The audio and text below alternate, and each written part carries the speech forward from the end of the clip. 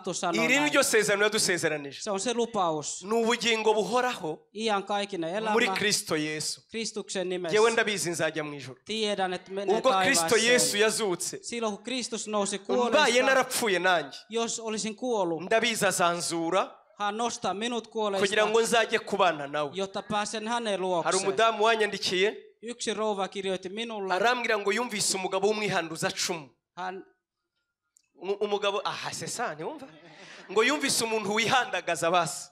Umuntu wihandagaza akavuga ibintu umuntu wigerezaho. Mumfashe ikindi kinyarwanda. se oli kierromies, okei. Sinababwiye ko nkunda se ibyo babwira simbizi. Ngo yumvise umuntu wigerezaho. Se oli kierromies. Ngo bituma yita kubyo mvuga. Ja hän sit keskittyi se mitä mä olin sanomaan. Ngo amaze imyaka myinshi yavukiye mu kirokore cyangwa se yari umudivantiste we. Hän oli syntynyt Kristuksessa Ngo perheessä. nubwa mbere yumvise umuntu utinyuka akabwira abantu imbere y'abantu ngo akavuga ko azajya mu ijuru. Se oli ensimmäinen kerta, kun hän kuuli, kun joku sanoi, että hän menee varmasti taivaaseen. Nanjye navukiye mu kirokore. Minäkin synnyin Kristuksen Nagize amahirwe yo kuvukira mu nzu y'umuryango w'abakijijwe. Koko perhe oli kristitty. Mu myaka yanjye mito. Hyvin nuorena. Mfite imyaka 5. 5-vuotiaana. Imyaka mito. Hyvin nuori. Meme Sunday school. Jopa toi sunnuntai pyhäkoulu. Ndavuga maternelle. Päiväkoti. Maternelle. Päiväkoti. Ngewe nayize ku rusengero. Minä kävin päiväkoti seurakunnassa. Menye ubwenge nari nibonye mba mu rusengero. Silloin kun minä olin älykäs, niin olin jo ku myaka seurakunnassa. 11 ntibeshye nari president wa korali y'abana. 10-19-vuotiaana olin nuorten kuoron ariko johtajana. sinari mfite ibyo byiringiro ngo ntinyuke mvuge ko nzajya mu ijuru. Mutta silloin en olisi uskaltanut sanoa, että pääsen taivaaseen. Ibyo nabihawe nabimenye kubera ubutumwa bwiza bwa Kristo Yesu. Tiesin sen jälkeen, kun kuulin hyvää sanomaa. Maze kumenya icyo Yesu yakoze. Kun tiesin, mitä Jeesus oli tehnyt. Maze kumenya ko yapfiriye abanyabyaha. Että hän on kuollut syntien puolesta. Maze kumenya ko umwizera wese. Että jokainen, joka uskoo häneen. Akatuza akanwa k'iby'Imana yakoze. Julistaa sen hänen suulla. Yuko Imana yamutangiye abanyabyaha nkanjye. Että Jeesus on kuollut syntien ko abamwizera bose bafite ubugingo buhoraho. Kaikki, jotka uskoo. Ndatinyuka noneho heillä on nkabivuga. iankaikkinen elämä. Ndabizi neza nzajya mu ijuru. Silloin uskalsi Nzajya kubana na Yesu. Että pääsen Nibyo byiringiro taivaaseen. byanjye. Kristuksen luo. Ntabwo bivuye ku mirimo nkora. Siihen minä uskon, se ei ole minun Ntabwo työtä. bivuye ko ndi umutagatifu. Se ei ole, että minä olen todella pyhä. Simbirebera mu ngeso. Ei minun tekemisissä. Kuko njya mbonamo ibidatunganye. Koska minun tekemisissä on jopa ahubwo mbirebera mu cyo Kristo Yesu yankoreye. Minä katson se, mitä Jeesus mbirebera mu Kristus cyo on Kristo tehnyt. Yesu yangize. Mitä Kristus on tehnyt minusta. Ibyo bintera kumukunda n'umutima wanjye wose. Silloin minä rakastan häntä koko sydämelläni. Ngaharanira gusa nawe. Ja haluan olla hänen näköiseksi. Ngo kandi ntungane nkuko atunganye. Ja olla pyhä niin kuin Jeesus. Imana yacu ishimwe cyane. Halleluja. Imana yacu ishimwe cyane. Halleluja. Yesaya ibice 55. Jesajan kirja 55. Yesaya 55. Jesajan kirja 55. Umurongo wa 6. Jae 6. Haranditse ngo uraza kuparaphrase ntago ari ngomba kuza kubisoma muze kubisubiramo gusa. Yesaya 55 umurongo wa 6 haranditse ngo nimushaka Uwiteka bigishoboka kwabonwa. Cyangwa rero nari bahageze. It's good. Etsikää Herraa, kun hänet vielä voi löytää. Nimushaka Uwiteka bigishoboka kwabonwa. Etsikää Herraa, kun hänet voi vielä löytää. Nimumwambaza akiri bugufi. Huuttakaa häntä avuksi, kun hän on lähellä. Umunyabyaha nareke ingeso ze. Hylätkö jumalaton tiensä. Ukiranirwa areke ibyo yibwira. Ja väärintekijä juonensa. Agarukira Uwiteka. Kääntyykö takaisin Herran luo. Nawe aramugirira ibambe. Sillä hän armahtaa. Agarukira Imana yacu. Turvautuko Jumalaan. Kuko izamubabarira rwose pe. Sillä hänen anteeksiantonsa on runsas. Yeremia 29. Jeremian 29. Umurongo wa 13. 13. Yeremia 29.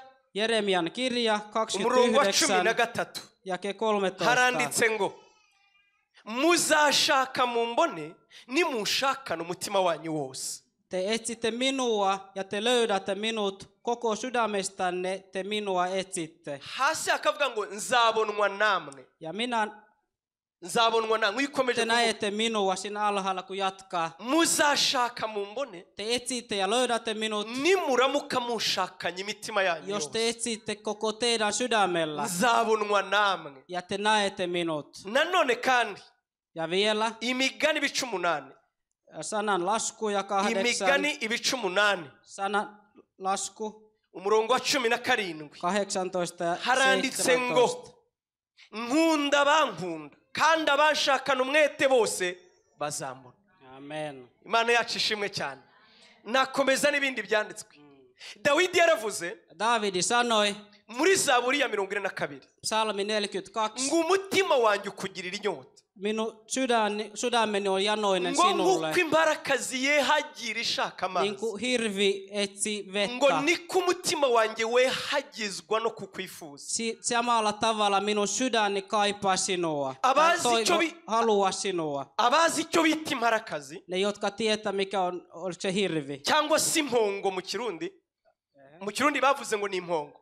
Toisella kielellä Imparakazi hirvi. iyo yanyotewe Silloin kun se on janoinen, yirukanka ishaka amazi se juoksee etsimään vettä, kugeza ubwo yabonye nibwo ihagarara. kunnes se löytää sen. Iyo amazi abaye kure Jos se on liian kaukana, vesi, ntishobora guhagarara, irinda ipfa yirukanka kugeza ibonye se amazi. ei pysähdy, se etsi, kunnes se ehkä kuolee Ni nko kuvuga matkalla. ngo nzaruhuka gusa ari uko nkubonye, Se on vähän niin kuin sanoit, että minä tulen levolliseksi, kun löydän sinut. nintakubona nzapfa. Ennen sitä minä kuolen vaikka. Nicyo Dawidi yavugaga, Se on se, mitä David sanoi. nzakushaka paka nkubonye. Etsin sinua, kunnes löydän. Inyota Se ngufitiye jano, mitä minulla ntabwo ari on, inyota imarwa n'ikindi, sitä ei voi mitään muu ni sammuttaa. inyota izamarwa nuko nkubonye gusa, Se sammuu silloin, kun kohdan sinua. kuko niwe waremye imparakazi. Koska sinä olet luonut sen eläin. Urabizi ko itagira uhuka itarakubona. Tiedät, se ei väsy ennen kuin se Umutima löytää wanjye sinua. ukugirira inyota Samalla tavalla minun sydämeni nk'uko on imparakazi janoinen. igira inyota, Samalla tavalla kun se eläin on janoinen. niko umutima wanjye ukugirira inyota. Yhtä samalla tavalla. Imana yacu ishimwe cyane. Halleluja. Muri Bibiliya yose, Koko Raamattu kirjassa, mu isezerano rya kera Vanhassa testamentissa ndetse no mu isezerano rishya, tai Uudessa,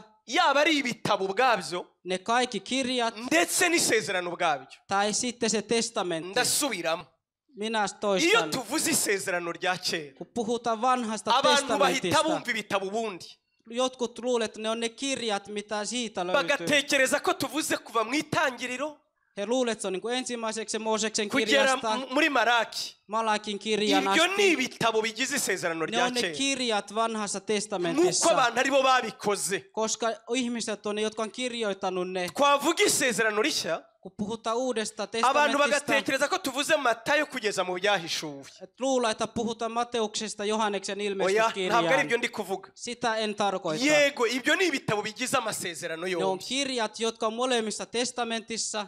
Nari mvuze ngo iyo tuvuze isezerano, Kun puhutaan testamentista, twibwira ko abantu bumva ibitabo. ihmiset ymmärtävät, että me puhumme niiden Oya, kirjoista. oya, isezerano rishya ubundi, Uusi testamentti.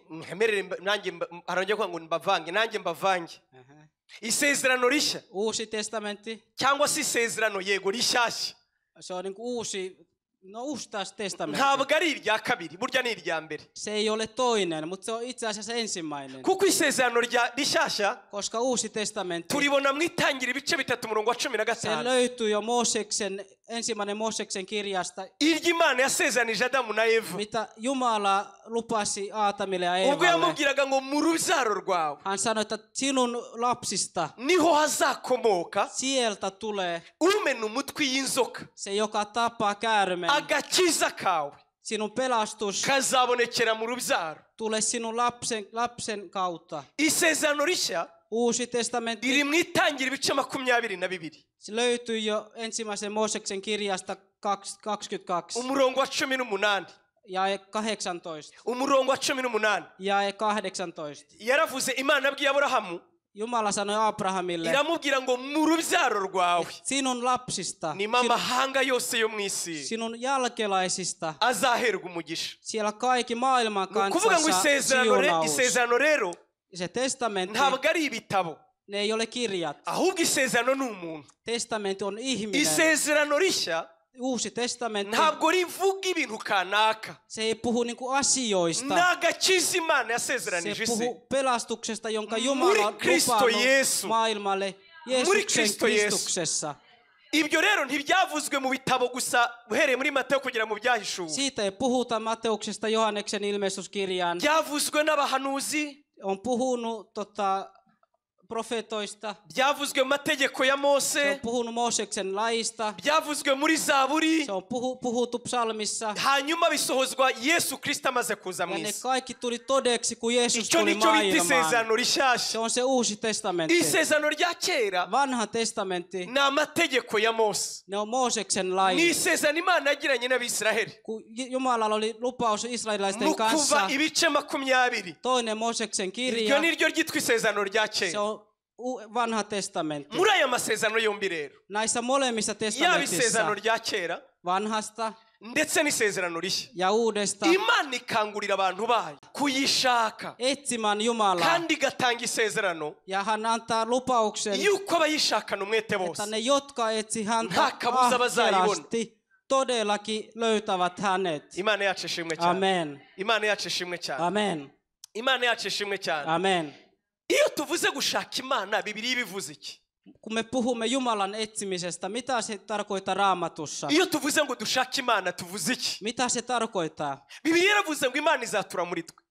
Raamatussa sanotaan, että Jumala asuu meissä. Imana izatura muri twe. Jumala asuu meissä. Abakiriye Yesu Ne, jotka on ottanut Jeesuksen baramwakira ngo abe mu vastaan, mitima yabo. että hän on heidän sydämessä. None se ndakubwira ngo ushake Imana gute kuri mu mutima. Miksi minä sanon, että etsi Jumala, jos hän on sinun sydämessä? Ahari yenda bamaze gushaka, Ehkä ne, jotka on jo etsinyt, nibo bashobora kunyumva kuruta abandi. ne ehkä tietävät, mistä minä Umuntu puhun. w'umugabo n'umugore bari aha Mies ja nainen, jotka on täällä, bashobora puolisot, kunyumva kuruta abandi. kuulevat tai tietävät, mistä minä Yenda puhun abajene baze enemmän kunyihanganira kuin gato, muut. Nuoret ei ehkä niin, ariko abamaze kubaka urugo mutta ne, jotka on bashobora naimisissa, kunyumva kuruta abandi. ehkä kuulevat ja uskovat Umugabo minua n'umugore enemmän. bashobora kurarana mu buriri bumwe Mies ja nainen, ne voivat nukkua samassa sängyssä, bakabyukana umunsi umwe, ne herää samana päivänä. ariko bwaca umunsi umwe akabwira undi ngo nyamara ndagukumbuye. Ja hän sanoo toisille, että minä kaipan sinua. Abakunda kumera batyo cyane ni abagore. Että naiset ovat enemmän nämä tyyppisiä. Abagabo tubigira gake, Miehet ei niinkään. simbesha kandi. Että se on totta. Ni muzi ko tuzabyigaho umunsi umwe se. Me joku päivä käydä tämän Kandi läpi. abagabo twese twarumiwe Ja kaikki miehet on kuri iyo ngingo ihmeissään. n'ubu ntiturabyumva neza. Me emme ymmärrä sitä Umuntu ollenkaan. mukaba mwararanye Te olette samassa talossa, ntaho samassa wagiye sangussa, vietämme mu yö gitondo yhdessä. umunsi umwe Ja aamulla, atariko sheri että kulta, yewe narakubuze että missä sinä olet ollut? warambuze se mba hehe. Että minä olen tässä. Icyo abavuga ni iki? Mitä hän tarkoittaa? Ntabwo ari uko mubana, Se ei ole, että te olette yhdessä, ahubwo ni uko mudasabanye, mutta te ette, teillä ei ole ahubwo ni vuorovaikutusta. uko imitima itagihura. Sydämellä ei ole vuorovaikutusta. Mumeze nk'abantu basangiye uburiri gusa, Makaatte samassa sängyssä, imitima ntihwanye. mutta sydämet ei keskustele Rimwe keskenään. aba bana barabyuka bagateka hano mu Burayi nta n'abakozi mugira, Joskus te heräätte ja laitatte ruokaa, teillä ei ole täällä ariko umunsi umwe palvelijoita, mujya mubihaga mukumve mukumbuye restaurant, mutta joku päivä te haluatte käydä syömässä ulkona. mujya musiga inzu zanyu mukajya hirya kugira ngo mwumve ko mwegeranye. Te jätätte keittiön ja menette syömään muualla, jotta Niki Imana olisitte yavugaga rero, lähellänne. iyo ivuga ngo mushakane Se on se, umwete, mitä Jumala tarkoittaa. mushakane umwete, Etsikää minua ahkerasti. ibivuga connection, Hän tarkoittaa se yhteys, ibivuga communion, se yhteinen, ibivuga ubumwe, että olette yhtä, ibivuga että kwegerana, olette niin lähekkäin, kumva imitima yanyu imeranye että neza. teidän sydämet on hyvin keskenään. Haleluya, Amen, amen. haleluya, haleluya. Nta kintu kibabaza undi iyo mwashakanye. Ei ole niin jotain, joka satuttaa niin Ngiyo paljon, ababaye we ntibigire icyo bikubwira. kun sinun puoliso on niin surunen, mutta sinulle se ei merkitse Ndakomeza mitään. nifashisha abadamu. Minä käytän esimerkki naisista. Abadamu nyine ajya yirakaza nyine. Jotkut on ihan tyhjästä Mu vaan bintu bimwica surullinen. si uko wamurakaje. Että se ei ole niin tärkeää, että sinä sait hänet Ahubwo surulliseksi, nuko arakara ntubibone. mutta että hän tulee surulliseksi ja et huomaa, tai vihaiseksi ja et Ibyo huomaa. mvuze birumvikana.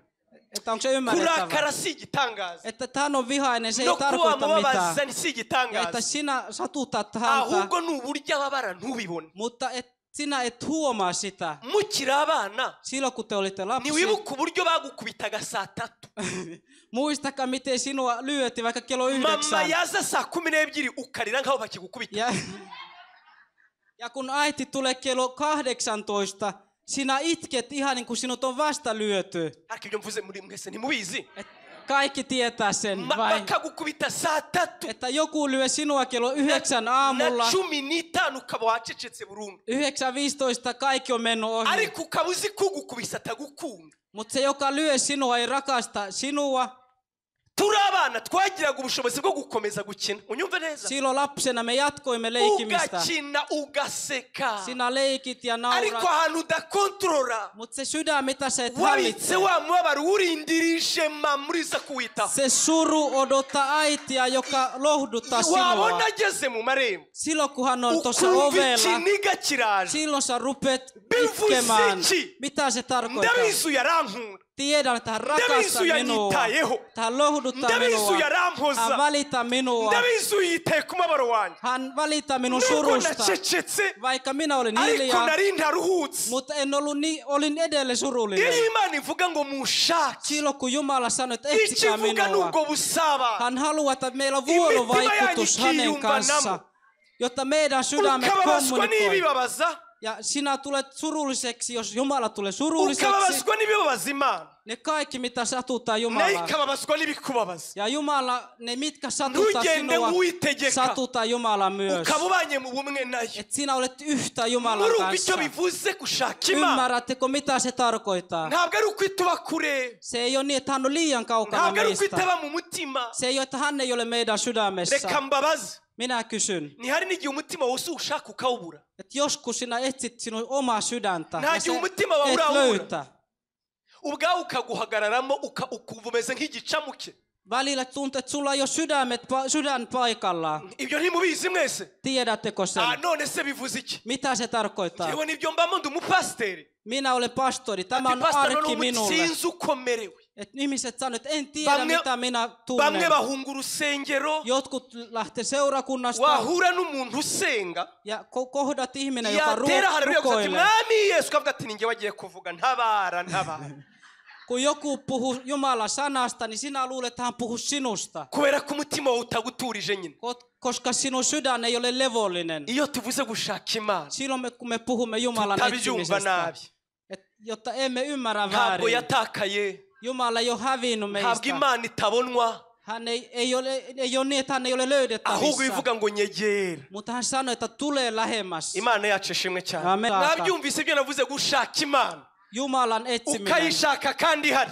Sinä etsit Jumalan, vaikka hän on sinun lähelläsi. ibyo mvuze birumvikana nka bimwe navuze umugabo n'umugore umwe abwira undi ati nyamara ndagukumbuye kandi bararana Se on se esimerkki puolisoista, vaikka ne yesu on samassa waramwakiriye ndabizi sängyssä. neza yesu Sinä waramwakiriye olet ndabizi ottanut vasta Jeesuksen. imana urayubaha ndabizi Sinä kunnioitat imana Jumalaa. urayikunda yenda Sinä rakastat Jumalaa. cyangwa se yenda Ehkä, waraguye simbizi tai ehkä et ole enää uskossa. icyo ndi kuvuga rero Mutta mitä minä ntabwo puhun? ari ukuri kantarange Se ei ole, että Jumala on liian ahubwo kaukana. ni ukugaruka mu busabane Se, että sinä tulet ahubwo ni takaisin ukugaruka aho uyumva nayo ja ikakumva sinulla on vuorovaikutus Jumalan ahubwo ni kanssa. uko yongera kuvuga ukumva Että Jumala puhuu ja sinä kuuntelet. abadamu ndabakunda Minä rakastan naisia. abadamu imana ibaha umugisha Että Jumalan siunausta imana teille. ibaha umugisha Jumalan siunaus. cyane rwose Todellakin. ubu hari umuntu dufitanye gahunda Meillä on yksi yo aika, kuzasengana jotta me rukoilemme yhdessä. uzi uko yambwiye Hän sanoi näin. yagize nyine utubazo Hänellä oli jotain ongelmia. ariko umva ikibazo nyamukuru afite Mutta hänen suurin ongelma, ni ukuri narumye että minä olen niin kuiva. n'ikimenyimenyi Ja n'ikimenyimenyi todistuksena, uzi ko nsigaye senga sindiri minä rukoilen ja en itke. uwo ni umudamu Että nyine minä olen todella kuiva. Se oli yksi abagabo rouva. bavuga ibo si benshi Että miehet ei puhu niin ati paljon. ubwo nyine tuzabifatira umwanya Meillä on aika sille. kandi njyewe ndabazi ibyo ntabwo nabitesha agaciro. Et minä tunnen naisia ja minä kunnioitan, kun joku sanoo näin. Umugore atarira akwiriye ibitaro. Että jos nainen ei itke, niin hänen pitäisi olla sairaalassa. Umugore basi umwereka filimi ya RW, umwerekeza filimi zo muri Mexique. Näytä vaikka joku tunnollinen elokuva. Abone nyiri urukundo rwanze bimuriza fazari. Vaikka meksikolainen mikä saipua sarja, jossa itketään paljon. Ja tämä nainen rukoilee, mutta hän ei itke. Et meillä on aika varattu sille. Sinzi uko nzamuriza ariko tuzarira tu. En tiedä, miten mä saan hänet itkemään, mutta me yritämme aina, Kuburyo yongera kumva hembutse. jotta hän pelastautuu uudelleen. Mu byukuri muravuze ngo sinkirira. Jos ihminen sanoo, että en Ntabwo itke abavuga enää, amarira. hän ei puhu Abavuga kwa kyyneleistä. gukorwaho mu Se marangamutima on ye. se niinku tunnellinen Kwa reaktio. kumva Imana imuryoheye muri we. Tunnollinen reaktio, että Kwa Jumala, kumva Imana mu mwuka. halleluja, että hän tuntee Jumalaa Ukayumva mu hengellisesti, marangamutima. tunnollisesti, Ukayumva muri environnement. että tuntuu Jumala sinun Yo haleluya. ympärilläsi. Uzi ko Imana uyumva. Halleluja. Ukayumva no kuri chair de poule. Silloin kun sä tunnet Jumala jopa sinun Ukayumva Imana ilollasi, igukoraho. että Jumala koskettaa Nibyo turi sinua. kuvuga nshuti Me zanjye. puhumme siitä. Ushaka Imana. Etsiä Jumalaa. Amarangamutima yawe agakorwaho. Sinun tunnet, ne herää henkiin. Volonte yawe igakorwaho. Sinun vapaaehtoisuus Ibitekerezo herää. byawe bigakorwaho. Sinun ajatuksin kosketaan. Hari ubwo umuntu abana n'Imana. Joskus ihminen on Jumalan kanssa. Nigeze kuba mu gihe cyo kubana n'Imana. Minä olin kerran Jumalan kanssa. Sinzapfa mbyibagiwe. Minä en koskaan unohda Mbana sitä. n'Imana. Olin Jumalan Ku kanssa. buryo ntageragaho ntandukanye intekerezo zanjye n'ijwi ry'Imana. Et silloin en pystynyt erottamaan minun omia ajatuksia Jumalan äänestä. Kameme maze gukura maze imyaka myinshi mbwiriza sinshaka kuba impressiona. Minä en yritä tehdä teihin vaikutusta. Olen aikuinen ja olen puhunut Jumalan sanasta Ibyo ndi kubabwira pitkään. si ukugira ngo munyemere hoya hoya. Minä en yritä tehdä teihin Ndi kubabwira ko ari ibihe biza kera vaikutusta. nanjye ndabikumbuye Se on ahubwo. vanha aika ja minä kaipaan niitä vanhoja Aho nageze aikoja. ahantu Olin siinä pisteessä. ntabasha gutandukanya intekerezo En zanjye pystynyt erottamaan omia n'igihe Imana ajatuksia n'ijwi ry'Imana. Jumalan äänestä. Kugeza ibyo natekerezaga byabaga ari ibitekerezo by'Imana. Ja ne mitä ajattelin oli itse asiassa Jumalan ajatuksia. Noneho ngira ubwoba. Ja minä pelkäsin. Ndashimira Apotre Gitwaza. Minä kiitän todella paljon profeetta Rimwe arigisha. Gitwaza. Rimwe arigisha. Hän saarnasi eräs ilta Amaze kwigisha asobanura iyi fenomene. ja hän selitti tämä Avuga fenomeni. iyo level spirituel. Hän puhui tästä hengellisestä tasosta. Yuko umuntu ajya agera ahantu ibitekerezo bize bigahona n'ibitekerezo Silloin kun by'Imana. ihmisen ajatukset on yhtä Jumalan ajatuksen Ndaruhuka mu kanssa. mutima ndavuga ngo burya sinavangiwe ahubwo ngeze Ja ku rundi silloin rwego. tiesin, että en ole tullut hulluksi. Naho turi kuvuga rero. Siitä me puhumme. Imana yacu ishimwe. Halleluja. Imana yacu ishimwe. Halleluja. Muri iyi minsi ibiri Näinä 2 ndetse päivänä, n'uwa gatatu turi Helsinki 3. päivänä ndifuza Helsingissä, kugusigamo inyota minä haluan jättää sinua kongera kushaka janoiseksi, Imana. etsiä yo Jumalaa, kongera kwegera Imana. tulla Jumalan lähemmäksi, Amarangamutima yawe, sinun tunnet, umwuka wawe, sinun pyhä henki, tai sinun henki, your heart, sinun sielu, your soul sielu ja sinun and sydämesi your body. ja sinun kehosi, Ubwenge bwawe, sinun äly, amarangamutima sinun yawe, emotionaaliset, umubiri wawe, sinun keho, inzozi zawe, sinun unet, environnement yawe, sinun ympäristö, mvuge ngo iki ibikuzengurutse, kaikki, jotka sinun ympärillä, atmosferi yawe, sinun ujye ilmapiiri, ugenda wumva presence y'Imana. sinä tunnet Uri Jumalan kumwe läsnäoloa. Wumva uri kumwe n'Imana. Tunnet, että olet Jumalan kanssa. Imana iguha umugisha. Halleluja. Nibyo tugiye kuganira. Siitä me puhumme Uyu munsi rero tänään. turabanza ku cyiciro cya mbere. Luetaan Raamatusta. Nari nyibasuhuza Ne oli tervehdykset muuten. mbabwira gushaka Imana icyo ari cyo. Ja minä kerroin vain lyhyesti, mitä Jumalan etsiminen Nituvuga on. dutyo ntukabyumve nabi. Että älä väärin ymmärtää tätä. Abakumburana n'abakundana. Ne, jotka kaipaa toisia, on ne, jotka rakastavat toisiaan. Abakumburana n'abakundana. Sinä kaipaat se, jota sinä rakastat. Abakumburana nyabura n'abafitanye isano. Ne, joilla on yhteys. Murabizi urukundo rw'abashera ukuntu ruryoha. Te tiedätte, miten vasta rakastuneet ovat tosi tai niin kuin rakastuneina. Niyo mpamvu rimwe na rimwe abantu bavuga ngo yaba twigumiraga mu busheri kuko byo biraryoha gusa. Jotkut toivoo jopa, että ne olisi vaan siinä vasta rakastuneina, koska se on ihan jotain muuta. Mwabahungu mwe murahemuka mwabahungu mwe. Voi pojat. Murahemuka mwabahungu mwe. Särjette niin monta sydämiä. Ugatereta umuntu ubandikire message ya saa moya sheri waraye neza. Kello 7 aamulla ja tervehditty, että miten sinun yö meni. Saa 2 wabonye petit déjeuner. Aamulla 8, että ootko syönyt. Saa 4 wa DJye. 10, että ootko saanut lounasta. Saa sitten hongeye gusonza. 12, että eikö sulla nälkä? Sheri umeze neza. Että onko kaikki hyvin? Bikagera saa 12 umwohereje message 6. Kello 6 asti 6 viestiä. Yamara kugera mu rugo bikagera saa 12 z'umugoroba nta nimwe umwoherereje. Sitten kun te olette naimisissa, niin kello 5 iltapäivällä et ole lähettänyt vieläkään mitään. Cyumva abakundana barakumburana. Te ymmärrätte mitä mä tarkoitan. Niba koko Imana tuyikunda. Että jos me rakastamme Jumalaa, dukwiye kwishakana imitima yacu yose. Meidän tulee etsiä häntä meidän koko sydämellä. Ukavuga nkuko Dawidi yavuze ngo umutima wanjye ngugukumbura nkuko umuntu akumburira amazi mu gihugu cyumye. Niin kuin David sanoi, että minun sydän kaipaa sinua niin kuin sinä kaipaat vettä kuivassa tai erässä maassa. Ja, reka twisomere rero muri Luka. Ubutumwa bwiza bwanditswe na Luka ibice 15. Umurongo wa 11. Ubutumwa bwiza bwanditswe na Luka ibice 15. Evankeliumi Luukan mukaan 15. Umurongo wa 11. Luku 15 ja jae 11. Dusome haranditse ngo umugani w'ikirara. N'uyu mugani tuzaganira gusa tukarinda dutaha. Uyu munsi turavuga A, ejo tuzavuge B yawo. Luka 15 umurongo wa 11. Kandi arababwira ati hariho umuntu wari ufite abahungu babiri. Umuhererezi abwira se ati data mpa umugabane w'ibintu unkwiriye. Nuko agabanya amatungo ye. Iminsi mike ishize umuhererezi ateranya ibintu bye byose aragenda ajya mu gihugu cya kure yayisha ibintu bye ubugoryi bwe. Abimaze byose inzara nyinshi itera muri icyo gihugu atangira gukena. Aragenda ahakwa ku muntu wo muri icyo gihugu amwoherereza mu gikingi cye kugira ngo kuragira ingurube. Yifuzaga guhazwa n'iby'izo ngurube zaryaga ariko ntihagira ubimuha. Umurongo wa 17. Nuko yisubiyemo aribwira ati abagaragu ba data ni benshi kandi bahazwa n'imitsima bakayisigaza, naho nge inzara insinze hano. Umurongo wa 18. Reka mpaguruke njye kuri data mubwire nti data nacumuye kuyo mu ijuru no mu maso yawe, ntibinkwiriye kwitwa umwana wawe, mpaka mbe nk'umugaragu wawe. Arahaguruka hajya kwasi. Murongo ukurikiraho ngo agituruka kure se aramubona aramubabarira arirukanka aramuhobera aramusoma.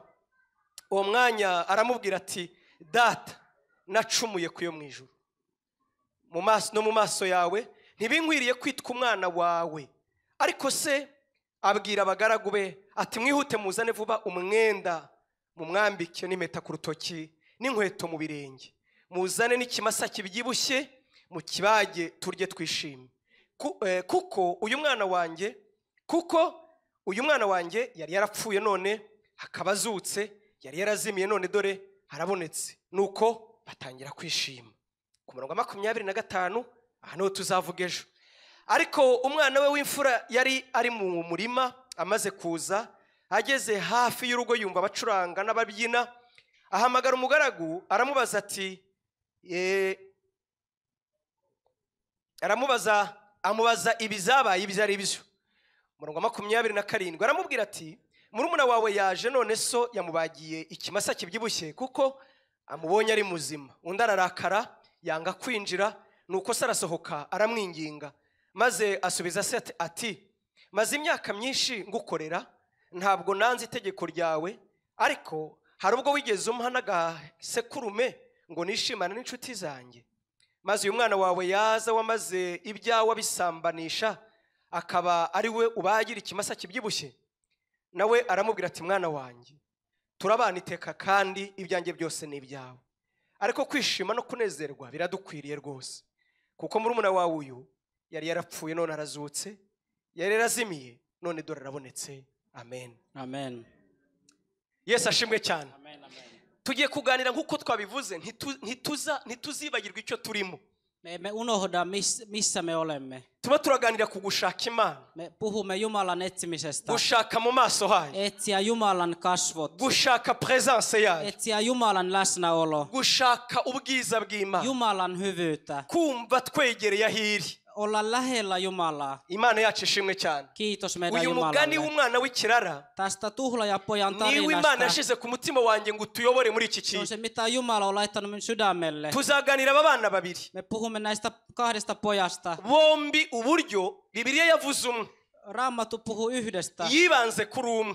Se keskittyi yhteen. Yibanze ku watakaye hanze. Keskittyi se, joka oli kadoksissa. Yibanze ku watakariye kure. Se, joka oli kaukana. Ariko hari n'uwatakariye mu nzu. Mutta se oli joko oli kadoksissa, mutta niin kuin kotona. Ibyo mvuze murabyumvise. Ymmärrätte Umwana tätä? umwe yabereye ikirara hanze. Yksi oli kadoksissa ulkona. Yaragiye atakarira hanze. Kaukana. Ajya kure ya Hän se. meni liian kaukana isästä. Ise aramubura. Isä ei tiennyt, missä hän Hakaba on. n'undi mwana watakariye mu nzu. Toinen oli kadoksissa, mutta kotona. Watakariye mu mirimo. Kotona töiden pärissä. Watakariye mu bitekerezo. Ajatuksinsa. Uyu rero tuzamuvuga ejo. Hänestä me puhumme Uyu huomenna. munsi Tänään tugiye kuganira kuri uyu mwana watakariye hanze. puhumme tästä, joka oli kadoksissa kaukana. Imana yacu kotoa. ishimwe cyane. Halleluja. Imana yacu ishimwe cyane. Halleluja. Kuko nyine uwo ngiye kuvuga mutamuzi Koska me tätä ette tunne tätä poikaa. ndatinyuka kumwifashisha kugira ngo mvuge ubutumwa. Minä uskallan käyttää häntä tässä todistuksena. Nzi neza ko abapasitori ari ikintu mutwangira. Mä tiedän, että ette tykkää pastorista yhdestä Hari ikintu mutwangira. asiasta, yhden Ngo asian nuko inkuru takia. mutubwira tuzivuga. Koska ne mitä te sanotte meille, me puhumme yleisön edessä. Y'amahirwe ntabwo tuvuga amazina yanyu. Onneksi me emme puhu teidän nimet. None se ko umuntu wese akuru ibyo ibimufasha inyigisho mu byo ahura nabyo twese twabikura he handi nyine. Että me saamme siitä teidän todistuksesta, saamme sitten jotain puhua muille. Ngo cyagiye ngo waramvuze. Yksi sanoi, että sinä puhut minusta silloin. Nabane se ninde wakumenye mu by'ukuri ko twari ntavuze izina ryawe kucyumvise ko ari we navuze. Mistä Rwari sinä urugero nyine. tiesit? Se oli esimerkki. Kuka ei tunne sinua. Mä en sinun nimeäsi. Imana yacu ishimwe cyane. Amen. Hari umuntu twahuriye hano. Yksi ihminen Tuziranye kera. tapasin häntä täällä, mutta tunnemme Tuziranye mu buzima bugoye. vanhoja tuttuja vaikeassa Ndavuga elämässä. tukiri iwacu iyo ngiyo. Meidän kotona siis. Tugeze hano aranyibwira. Ja sit kun tulimme tänne, niin hän Yesu kertoi uranyibuka. itsestä ja muistatko minut? Uranyibuka pasta. Muistatko minut? Ndamureba nti wapi. Sanoin, että en. Ntabwo nyibuka naje ku rusengero. Et muistatko, kun tulin seurakuntaan? Ndavuga nti nukuri kw'Imana. En valitettavasti. Ni njyewe waje cyagiye byagenze gutya. Et minä tulin silloin, kun oli tämä ja tämä. Wagize gutya uradufasha. Ja sä teit näin ja autoit meitä. Ndavuga nti Imana ishimwe ubwo nta mwenda nakuririye Imana ishimwe. Sanoit kiitos Jumala, että en ole sinulle velkaa. Ubwo byagenze neza Imana ishimwe. Jos kaikki meni hyvin, niin kiitos Ati naje Jumalalle. hano burya. Et minäkin tulin Byaje tänne. gukunda burya. Onnistui. Ariko murebye. Mutta kun katsoin häntä, yarazanywe no kundeba gusa. Hän oli tullut katsomaan Ibyo minua. gusenga ntibimubamo. Ei niinkään rukoilemaan. Ibyo gusenga ntibimubamo. Ei rukoilemaan. Icyo gihe yatakambiraga Imana. Silloin ennen hän Ariko rukoili uyu munsi Jumalaa ibyo gusenga. kovasti, Ibyo gusenga ntibimubamo. mutta tänään ei Yesu rukoile enää. yaciye uyu mugani Jeesus kertoi tämän ngo tarinan, atwereke uburyo twebwe että hän näyttää meille, uburyo tujya kure y'Imana. miten me menemme kaukana Jumalalta Tubitewe n'ibintu bibiri. kahdesta syystä. Ndaza kuvuga uburyo bumwe negative.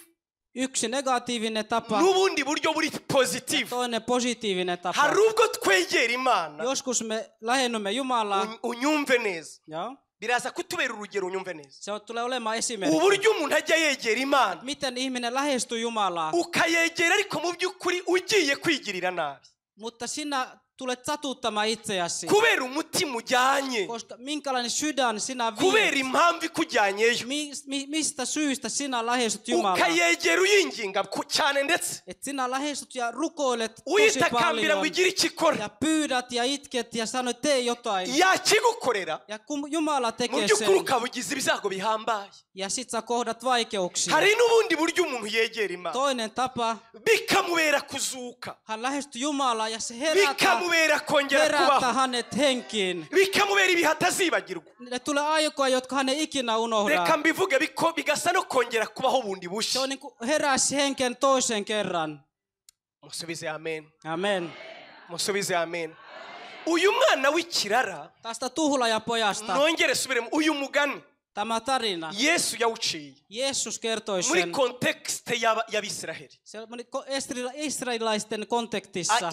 Abo yabwiraga icyo gihe. Ne joille hän puhui silloin. Bari bazi neza ibizavuga. Tiesivät mistä hän puhui. Aravuga ngo hariho umugabo umwe. Että oli eräs mies. Yari umubyeyi. Hän oli vanhempi. Afite abana babiri. Hänellä oli 2 lasta. Umukuru n'umuto. Vanhempi ja nuorempi. Umuto ageze mu myaka y'ubusore. Se nuorempi oli teini-iässä. Imyaka nk'iyanyu bavandimwe. Sama ikä kuin te nuoret Mwebwe abajene muri siinä. aha ngaha.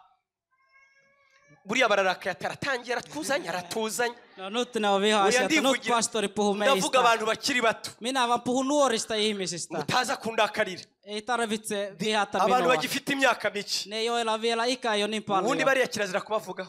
Heistä ei kannata puhua. Minä tiedän sen. Bariya baba bakomeye. Ne on kovia jätkiä. Baba bakuze. Ne on aikuisia. Mumbabarire. Olen pahoillani. Yhden esimerkin vaan. Tämä vain. Bari bageze mu myaka y'ubusore. Sama ikä kuin teillä. Ubundi umukobwa w'imyaka 16. Tyttö, jolla on 16 vuotta. Kirazira kumwita umwana. Ei kannata sanoa lapseksi. Kuko we aba yarakuze nimwe muba mutabizi gusa. Hänestä on tullut aikuinen. Se on vain sinä, joka ei tiedä sitä. 16 yimubwiye yongeraho undi umwe. Jos sä sanot 16, niin hän lisäsi siihen 1. Mfite 18 ans. Hän sanoi 18. Mfite 17 ans. 17. Aba yumva yarakuze ni wowe utabibona. Hänestä on tullut aikuinen, mutta sinä ei tiedä sitä. Icyo mbikundira yigeze 21 none hayitangira akagira nk'iyi. Ja silloin kun hän pääsee 21, niin se ikänumero alkaa tulla alaspäin. Mubizi se 25 irenze kirazira ntiyongera gufeta avuga imyaka. 25 niin ei enää juhlita syntäreitä. Ititinduka Twitter. Ei puhuta niin kuin iästä, vaan puhuta vain 20. Muri Twitter rero iyo umajije imyaka ntakubwira imyaka kubwira abo biganye. Silloin kun sä kysyt ikä, hän sanoi hänen koulukavereita.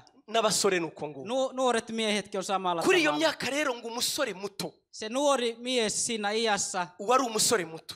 Hän oli nuorempi. Asanga se. Hän meni isänsä luo. Unyumve neza. Kuuntele minua. Ajya gushaka presence ya se. Hän meni isänsä läsnä. Ajya mu maso ya se. Hän meni isänsä kasvojen eteen. Amusaba audience yenda. Ja hän pyysi, että hän kuuntelee. Papa ndashaka ko tuvugana. Hän sanoi, että isä, haluan jutella sinun kanssa. Ngewe ndagushaka. Minä haluan puhua sinulle. Papa tese uranshakira iki? Mitä sä haluat? Ndashaka kumpa akanya nkakubwira.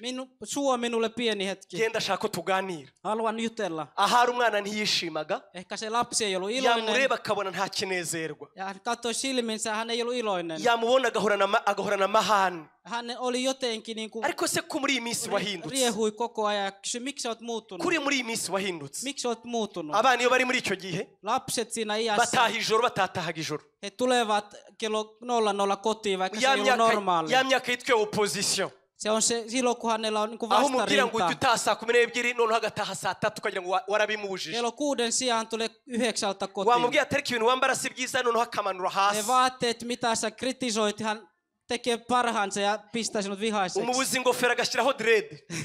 Sanoi, että älä laita hattua, niin hän laittaa letit. Umubuza dread none hagatereka ubwanwa ukabura ukugira. Jos et halua hiuksia, niin hän kasvattaa partaa. Umubwira ko kwambara ipantaro atari so akayigeza ku mavi. Sanoi, että nostaa housut, niin hän laskee se vielä enemmänkin. Umubwira ko kwambara ipantaro atari byiza akakwambarira mini. Silloin kun sanoit, että housut ei ole hyvä, niin hän laittaa minihame. Urabona mbega ni imyaka ya opposition. Ne on vastarinnan iät. Uwo mwana atangira opposition rero. Silloin hän alkaa taistella vastaan. Waragenda rero samwe atase niki wabaye iki? Isä kysyy, että mitä sinulle on Nyamara ngenda gushaka. Mutta minä haluan sinut. Ndashaka kuma audience. Minä haluan sinun huomioon. Muribuka icyo twita gushaka Imana. Muistatko mitä me sanomme Yesu yacaguye umugani ngo etsimisestä? yerekane isano riri hagati yacu n'Imana. Jeesus halusi näyttää meidän yhteystä, meidän suhde Jumalan kanssa. Ngo uwo mwana saramwemerera ati noneho mbwira. No, isä antoi pojalle huomioon. Aramubwira ati ndashaka kukubwira ikintu. Että minä haluan kertoa tämän. Jewe ndarambiwe kuba mu rugo rwawe. Minä en halua olla täällä kotona enää. Ndarambiwe gutaha mu nzu yawe. En halua enää tulla tänne kotiin. Ndashaka umpereza umugabane w'ibyanjye. Minä haluan mitä minulle kuuluu, minun perintö. Muri Bibiliya zindi ntabwo bavuga umugabane, baravuga umurage. Muissa Raamattukohdissa puhutaan perinnöstä. Ndashaka umpereza umurage. Mutta hän haluaisi omaa osuutensa. Heritage, umpereza umurage. Perintö. Umpereze heritage yanjye. Hän halusi omaa perintönsä nyt. Hanyuma mve mu rugo rwawe. Ja hän lähtee kotoa. Ndambiwe amategeko yawe. En halua olla enää sinun lajin alapuolella. Minä en halua olla sinun kotona. Ndashaka kujya kwibana. Minä haluan omaa kämppää. Sara mubaza ati mwana wanjye. Isä sanoi, että minun poika. Waburiye iki muri uru rugo? Että mitä sinä olet kaipannut täällä? Niki gituma ushaka kuduta? Miksi haluat jättää Aho perheesi? ushaka kujya se ni hehe? Mihin sä oot menossa? Muzehe ibyo ntibikureba. Että isä, no ukko, tämä ei kuulu sinulle. Se ei kuulu sinulle, mihin minä menen. Minusta on tullut aikuinen. Minulla on ikä. Isä sanoi, että sä oot vielä nuori. Sinä tarvitset joku neuvoma sinua. Jopa sinun vanhempi veli on vielä täällä. Hän ei ole vielä lähtenyt kotoa. Miksi haluat jättää perheesi? Pysy täällä. Hän sanoi, että en tahdo. Bibiliya ntikomeza kuvuga mu buryo burambuye. Raamattu ei selitä pidemmälle. Nibaza ko papa we yabanje kubizanga. Mutta minä luulen, että hänen isä ei suostunut ensin. Namwe nibaza uyu mwana bagoranye. Kuvitelkaa tämä lapsi. Akabyuka akamenagura ibintu. Hän rikkoo tavaroita. Akaza akabakinguza nijoro ngo bateshe umutwe. Hän tulee kotiin myöhään illalla ja kugeza igihe se yarushe. Kunnes hänen isänsä väsyi kugeza igihe se yarushe. Väsyi siihen. Hanyuma se afata umwanzuro. Ja hänen isä päätti. Azana umutungo we. Hän otti hänen omaisuutta. Azana amafaranga yari afite kuri banki. Hän sanoi kaikki rahat pankista. Niba se yari afite amazu arayazana. Jos hänellä oli talot, niin hän niba yari afite inka arabizana. Hän laski kaikki omaisuutensa. Ngo afata ibintu byose yari afite. Kaikki mitä hänellä oli. Abigabanyamo kabiri. Hän jakoi kahteen. Aramubwira ati mwana wanjye uyu ni wo murage wawe. Tämä on sinun perintösi. Hanyuma ibi ngibi ni ibizamukuru wawe. Tämä on sinun vanhemmalle veljelle. Nanjye nibizantunga nabyo. Ja minä elän niillä myös. Aramubwira ati nubwo maze kuguhereza ariko. Vaikka minä annan perintösi. Mwana wanjye wigenda. Älä lähde hyvä lapseni. Hanze ni habi mwana wanjye. Siellä ei ole hyvää. Ntabwo uzahashobora mwana wanjye. Sinä et pärjää. Abantu bo hanze baragushuka. Ihmiset huijaa sinua. Za nshuti zawe ziragushuka. Huonot ystävät. Helsinki iragushuka mwana wanjye. Helsinki huijaa sinua. Uburayi bwe kugushuka. Eurooppa huijaa sinua. Wisara ndakwinginze. Älä ole hullu, älä tule hulluksi. Iki kizungu kigutera ikizunguzungu. Tämä siviilisuus, joka huijaa sinua. Wirya ubuzima nkaho ucuranwa nabwo. Älä ole niin janoinen elämälle. Imyaka ufite yo kubaho iracyari myinshi. Sinulla paljon ikää edessä. Izi nzoga ze kukwica mwana wanjye.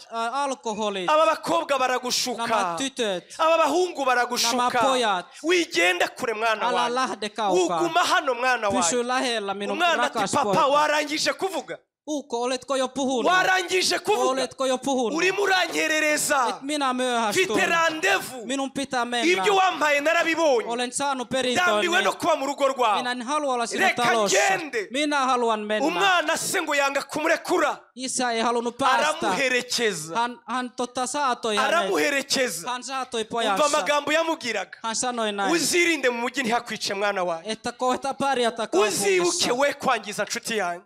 Älä ole tuhlari. Kandi jewe na mukuru we tuzagukumbura. Minä ja veljesi tulla kaipaamaan sinua. Esugihe tuzagusura. Mihin sinä olet menossa, että tulemme käymään? Sinshaka ko muzantesha umutwe. En halua, että sinä tulet käymään. käymään. Sinshaka intugunda zanjye. En halua, että tulette Ndeka nanjye nigenge. Minä haluan olla itsenäinen. Ndashaka gukora ubuzima bwanjye. Minä haluan itsenäistua. Ndashaka gukora hanjye hazaza. Minä haluan rakentaa tulevaisuuteni. Ndashaka kurya isi muzehe. Minä haluan maistaa tämä maailma. Minä haluan maistaa tämä maailma. Burya bariya abantu bakiri bato. Nuoret miehet ja tytöt. Mu mutwe wabo. Heidän päässä. Ntabwo bazi ko bazapfa. Eivät usko, että tulevat kuolemaan. Heidän ajatuksissani kuolema jo suojen. Toinen asia. Mu mitwe y'abantu bato. Heidän ajatuksissaan. Nibumva ukuntu umuntu akwiza imyaka 40. Eivät ymmärrä, miten joku on 40. Imyaka 40. 40. Uri muzehe wan. Sinä olet vanha. Inkuru mbi mbafitiye bavandimwe. Inkuru mbi mbafitiye. Huono uutinen. Nanjye sinzi ukuntu nyikwishe. Inkuru mbi mbafitiye. En tiedä, miten minäkin olen 40. Jewe ejo bundi nari jeune. Ejo bundi. Just eilen oli nuori niin kuin te. Karata ikwiyite kwe. Miten mä täytin 40? Ndagira nkumenyeshe guhumbya no guhumbura. Guhumbya gusa no guhumbura. Ihan hetkessä silmän räpäyksestä. Karate gezite ngo kabyara. Wowe uzi kuri muraryisi. Sinä vietät aikasi ja juhlit ja kaikki. Ndabizi n'aba babyeyi bakuze. Jopa nämä vanhemmat ihmiset. Ntabwo bumva ukuntu bakuze. Eivät ymmärrä, miten hetkessä ovat näin vanhoja. Hariho twahuye rimwe kwa muganga yavutse mbere y'intambara y'isi ya kabiri. Eräs ihminen oli syntynyt ennen toinen maailmansota. Ibyo mbabwira sinkabya mbere y'intambara y'isi ya kabiri. Ja minä tapasin häntä sairaalassa. Urabona abantu bakuze kuganiriza inkuru zose.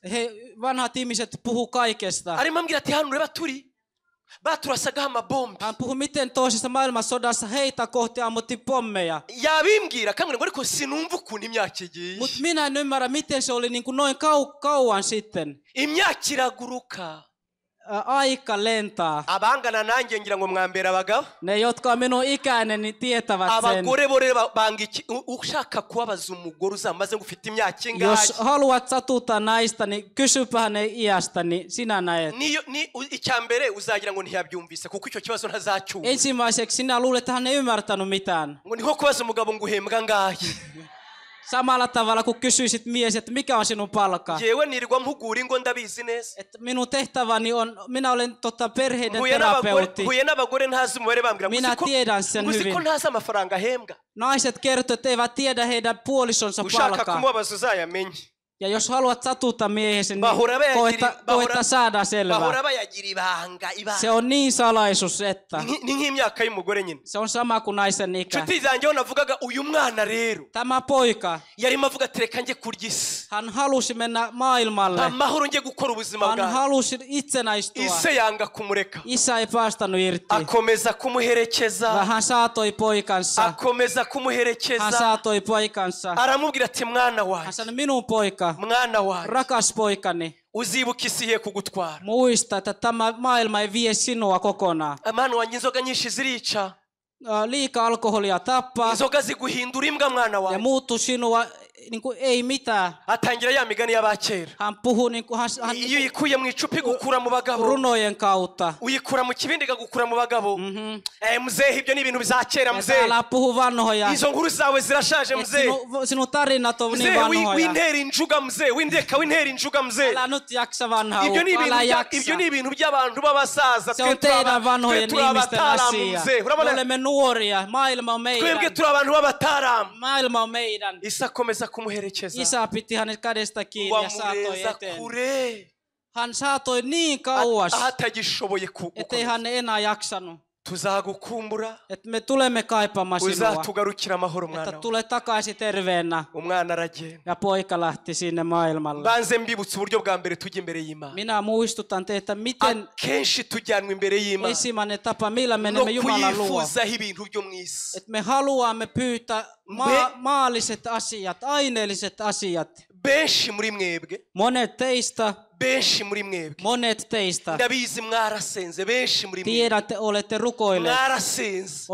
Olette rukoilleet. Mana nuntabara dusio yanjye. Jumala, jos tämä minun projekti menee läpi. Minä palvelen sinua. Nuvana muri iyi nkambi. Jos minä lähden tästä leiristä. Mana nudutabara tukava kiziba mana. Ja me lähdemme tästä paikasta. Nutuvana muri nkambi ya gihe. Jos me lähdemme tästä leiristä. Abo mvugana nabo ndabazi neza. Minä tunnen kenelle minä puhun.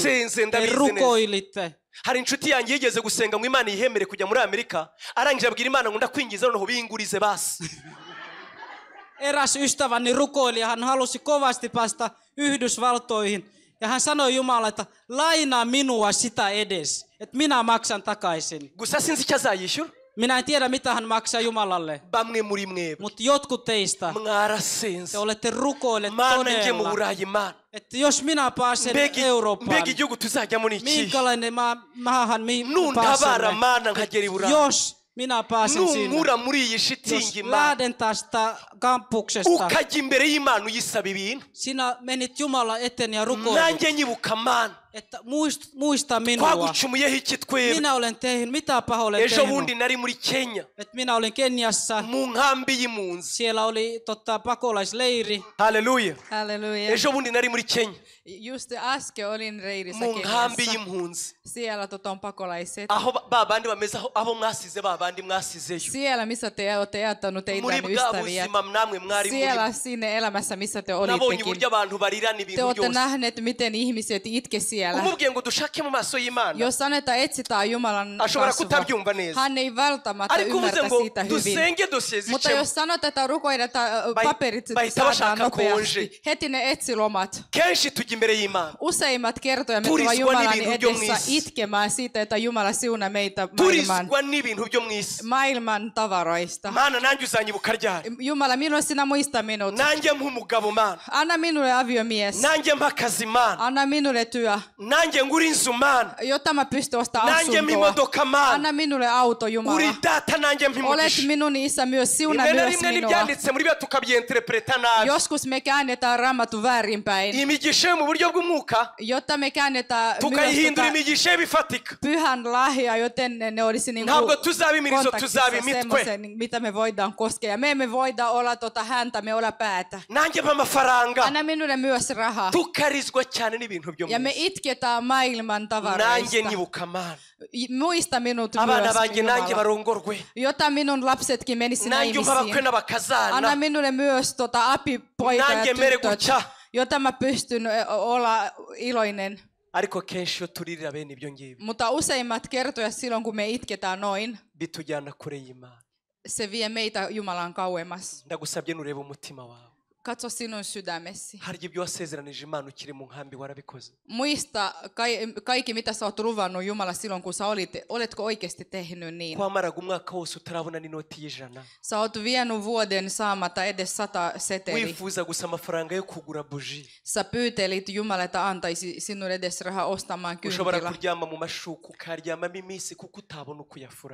Nyt voit olla, että sä nuku monta päivää samassa lakanoissa, etkä pysty vaihtamaan. Muista, miten nyt Jumala on sinun kanssa, missä suhteessa te olette. Nyt kun hän on siunannut sinua, onko hän nähnyt sinut? Me ollaan itkenut aika monta pitkä kynneleitä.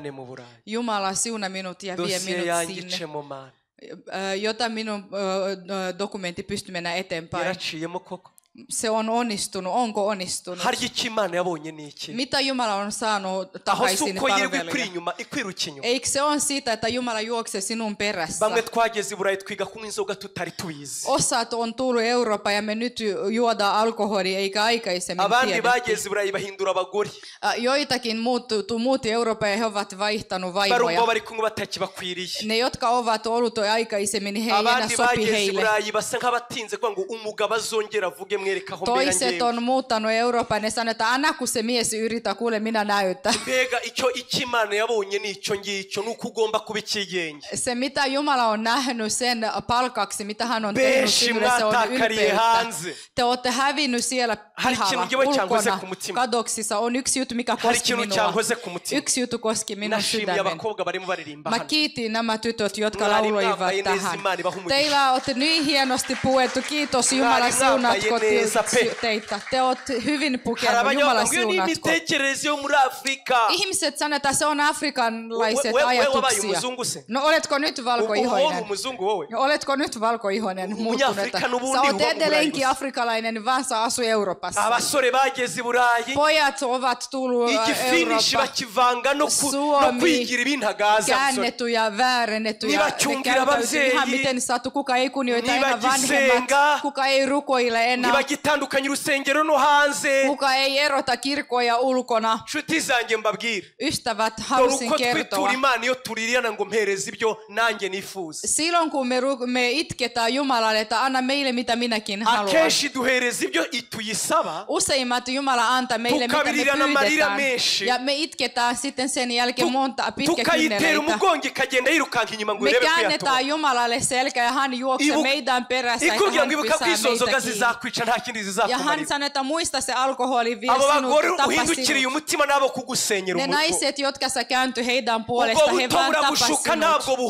Se nuoruus vaan huijaa sinua, se ei ole ikuisuus. Älä luule, että se tulee olemaan näin aina. Jumala sanoo, että minä olen antanut sinulle kaikki. Käännä sinun sydämestä takaisin minun päin. Arvatkaa, miten se on mennyt. Poika meni. Ja hän nautti maailmaa. Raha. Raha. Raha. Raha. Tiedätkö mitä suomalaiset, tiedätkö mitä raha tarkoittaa meidän kielessä? Raha. Sillä on hyvä nimi. Raha. Raha se on tosi paha. Raha na amavuta. Raha se on niinku öljy. Hari umwarimu umwe yatwigishaga. On yksi opettaja, joka opetti meitä. Hän on oikeasti kristillinen uskova. Me joskus menimme yhdessä saarnamaan. Hän on kustannut meihin meitä. Silloin 90-luvulla. Hän on kustannut, antanut kustannuksia. Meillä oli aina jotakin rasvaa. Sinulla sä käytä myös jotakin rasvaa tai ihovoide. Ei, minä en käytä. Miksi? Miksi? Minä syö ja se tulee ihosta kautta ulos. Hän sanoi, että ihmiset, jotka käyttävät ulkoa rasvaa ihomiseen, se on köyhiä, mutta kun sä syöt, se tulee myös ulkon puolella näkymään. Se raha on yhtä sama kuin rasva. Raha on yhtä kuin rasva. Kun sinulla on nuori ihminen, älä kysy, miten tyttö tiedät, että sulla on taskussa.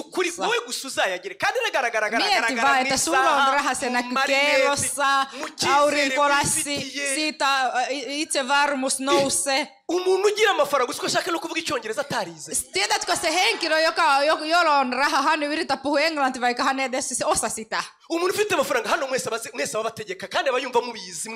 Se henkilö, jolla ei eniten rahaa, hän luulee, että hän on johtaja ja hän luulee, että te kaikki te tiedät. Hänen ajatus pitää tulla kuulua. Hei, hyvä ystävä nuori mies, jos sulla on rahaa. Jos sulla on rahaa, olet kyllä vaikeuksissa. On muita ihmisiä, jotka ovat sinun ympärillä, jotka tietävät ihan täsmälleen. He tulee sanomaan sinulle todella hieno sana. Ne johtaa sinua, missä on hieno yökerho. Ja he tulee antamaan semmoinen neuvo, missä rahaa nautitaan. Ne kertoo sinulle, miten raha antaa sinulle nautintoa. Jos olet täällä naisenä, jos naisen on saanut rahaa, yksi asia, mikä on vaikea, se on tottelemaan miehen. Silloin kun vaimolla on rahaa, silloin kun naisella on rahaa, silloin kun hän pystyy ostamaan mitä hän haluaa, silloin sinä tulet tietämään, että hän on oikein vaimo. Tyttö, jolla on rahaa, hän pystyy ostamaan itsellesi kaikki. Hän pystyy vie itse lomailemaan. Minä menen Pariisiin tänä vuonna. Tiedätkö, mitä hänen ajatukset? Hän luulee, että hänen maailma on hänen. Rakas ystävät, raha on tapannut meitä. Raha on tapannut meitä nautinton kautta. Mä oon käynyt Tanskassa. He kertoivat yksinäinen. He kertoivat, että jos hän ero miehen kanssa, että valtio tulee tukemaan hänet. Hän soitti heti saman tien, hei, minä olen kyllästynyt tätä miestä kyllä. Hän on katsonut minua rumasti. No, minä rakastan teitä myös, te jotka osaavat.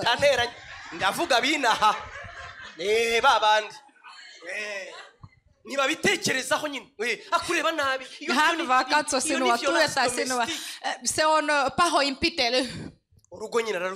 Ja koti on loppunut. Se on raha. Tämä raha, mitkä me itketään, se on yksi mittari, joka voi mitata ihmisten, kunnon ihmisten. Me tunnetaan, me ollaan nähnyt monta ihmiset. Me ollaan nähnyt monta ihmiset. Silloin kun mä olin Keniassa, onneksi mä oon nähnyt ihmiset, jotka ovat kääntänyt Jumalalle sydämeen. Mä sanoin, että jos mä saan on, että mä pääsen Amerikkaan. Samana päivänä minä ero heti. Tiedättekö, että me emme ollut oikeasti uskova, vaan elämä teki, että me joudu uskomaan Jumalaan. Me emme ole lopettanut meidän syntiä. Mutta ne oli kaalista. Meillä ei ollut siihen rahaa. Onko nyt asia selvä? Siis synnit oli niin kaalista. Millä rahalla sä olisit voinut ostaa olutta? Ntacyo reka twikomereze. Za zindi nyine za nzoga nyine za tunuri ngo yewe muntu. Twatundi kutuntagaza. Ne itse tehty alkoholi, joo, kotikarja tai sellaisia, mutta ne on tosi vahva itse tehty alkoholi. None mwageze hano mwaziguyemo nta mugore nta mugabo twese twarapfuye nabi. Nyt kun te olette saavunut tässä raha on, kyllä ei ole mies eikä naista, että kaikki uivat sinne. Hari umuntu ambaje ngo Iburayi niki kintu gihendutse, ndambwira nti Iburayi nabonye ikintu gihendutse. Joku kysyy, että mikä on halvin Euroopassa, mikä pystyy ostamaan, niin mä sanon, että olut. Iburayi alkoholi. Wabona inzoga. Muri kwigirisha ibiki ntimubizi? Ettekö te tiedä? Raha. Imana itubabarire. Jumala antako meille anteeksi. Haleluya. Amen. Uyu mwana nawe rero tämä lapsi ayarya tanzitse. Hän otti kaikki rahaa ja ayarira mu kabyiniro. Hän käytti ne rahaa yökerhossa. Indaya zirayarya. Huorat ovat käytänyt ne rahat. Ubatahanya kagenda mwibye. Se joka tuli hänen yksi yö, hän varastaa osa. Abajene bamwereka Helsinki uko imeze. Ja nuoret ovat näyttänyt hänelle kerhoja Helsingissä. Bamwerekaho icupa rimwe rigura nk'amayero igihumbi. Ne näytti sinne missä yksi pullo viinaa pullo maksaa 1,000 euroa. Ne näytti hänelle mikä on kaikista kalliimpa hotelleja. Ja hän nautti kyllä se raha. Kuten te tiedätte, maailma muuttuu. Kuten te tiedätte, maailma muuttuu. Kuten te huomasitte korona-aikana, maailma muuttui yhtäkkiä. Se pandemia tuli yhtäkkiä. Ikiza ndavuga inzara ikiza cyaje gitunguranye. Siis se nälkä tuli yhtäkkiä. Ngo ya mafaranga nayo yose ramaze kumushira. Ja ne kaikki rahat oli jo mennyt. Ngo atangira gutekereza mu mutima we. Hän alkoi miettimään omassa sydämessä. Minä kuolen. Musa abana babakire, murabaza abana babakire. Lapset jotka ovat asunut rikaiden lapset. Ngo kutaruhana kwisi. Ne ei osaa olla, ne ei osaa kärsiä. Ne ei osaa pestä vaatteet. Babazi gukubura. Ne ei osaa edes nta karimo yakoresha amaboko. Hän ei osaa käyttää omia käsiä. Ubuzima buramukubita rero. Elämä nyt osui. Ahamagara Bill. Hän soiti. Baundi basangiraga. Se joka soitti Billille, joka oli yhdessä kerhossa. Bill. Hei Bill. Inzari meze nabi man. Nyt oikeesti mulla on nälkä. Tiedätkö, että rahat ovat loppuneet? Bill sanoi, että anna kun mä soitan sulle hetki, mä oon töissä. Telefoni ei broka. Ja hän blokkasi hänet. Ahamagara sandaja basangi. Esti hänet ja hän kutsui hänen vuoroja. Kuka ei enää vastaisi puhelin. Se tyhmä poika, joka ei osaa tietää mitä. Ne ihmiset, jotka oli hänen kaveria, he nauroivat hänen kanssa. He, jotka nauroivat hänen kanssaan, ei ollut oikea ystävä. He eivät nauranut hänelle. Ne nauroi, ne hymyili rahoille. Raha meni. Raha voi olla sinun nuoruus. Sinun nuoruus voi olla siis verrata siihen rahaan. Kun silloin kun nuori tyttö katsoo itse, että hei, voinko mä ikinä edes muutu. Silloin kun nuoret miehet noustavat kuntosalissa, niin ne katsoo itse. Kuule, vuodet voi muuttaa sitä asiaa. Nälkää, hän nälääntyi. Hän etsi töitä eikä ollut saatavilla. Hän sanoi, että enää jäljellä yksi. Enää jäljellä yksi paikka. Koska sinä et edes olet maahanmuuttaja. Et ole kansalainen. Paitsi jos sä menee paimeamaan sikoja. Tiedättekö te miten sitä sanotaan? Hän on ihan rikaiden lapsi. Hän meni etsimään siitä sikon paimea. Hän ei mennyt siinä etsimään palkkaa, vaan hän meni saamaan ruokaa. Ngo agezeyo bakajya bamurindisha simbizi n'abari bafite amakamera ngo kuko yifuzaga guhazwa n'iby'ingurube bizirya ngo nabyo habura wabimu. Silloin kun hän saapui sinne, hän toivoi, että hän edes saisi niinku siitä sikojen ruoka, mutta hän ei edes siitäkään saanut. Mbega umubossi mubi. Mietittekö te hänen työnantaja? Varmasti hän syötti silloin, kun hän istui sinne, ne sikat söi. arabitwara. Ja sitten kun ne lopetti, hän vei ne ruoat pois. Ja hän toivoi, että hän voisi kyllä saada se sikojen. Yhtenä päivänä sitten. Hän sanoi, että minun isä luona. Siellä he syövät ja kylästyivät. Siellä ei ole yhtä nälkää. Siellä on rakkaus täynnä. Siellä oli todella hyvä. Ja hänen sydämi kertoi. Ja hän muisti sitten, mitä hän on tehnyt. Millä tavalla minä uskallan edes tulla kohtamaan hänet. Oletteko te ikinä ollut siinä suhteessa? Silloin kun mä olin teini-ikäinen, mä muistan silloin kun mä tulin myöhään kotiin. Hän sanoi, mitkä kello mun pitää tulla kotiin. Ja mä viivästyin. Apua, miten mä pääsen kotiin? Aha, umva rero wagera ku rugi ukongera ukamara indi minota 30 wabuze uko komanda. Silloin kun sä tuut ovella, sä seisot siihen puoli tunti, kun sä mietit apua, miten mä pääsen sisälle. Wajya gukoma ngo sitten kun sä yrität vähän kopputa sitä ovi, jarrutu. Sä tanssi vähän, että aina kun mä etsin voimaa, miten, sitten kun sä yrität, ei, kuka ei kuulunut mitään. Silloin kun sä koputat siihen ovi, 30 minuuttia on mennyt. Silloin kun ihmiset ovat nukkumassa, kaikki kuuluu, kuorsaus ja aivastus, kaikki.